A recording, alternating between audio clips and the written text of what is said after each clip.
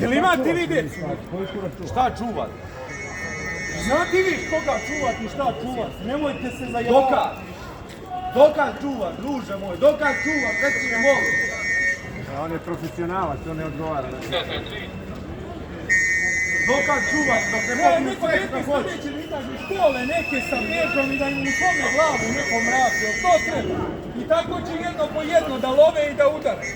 Treba lepo dolje otac. Šta treba? Sve treba u djecu sluga, to treba.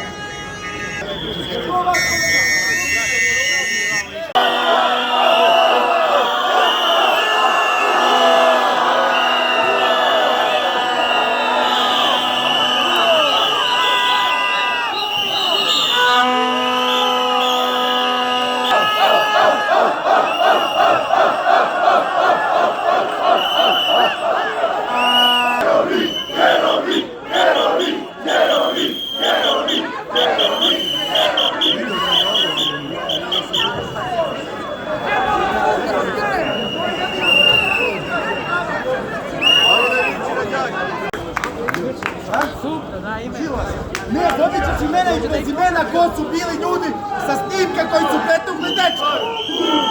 Kumpaj! Kumpaj! Kumpaj! Kumpaj! Kumpaj! Kumpaj! Kumpaj! Vi ne znate imena i prezimena.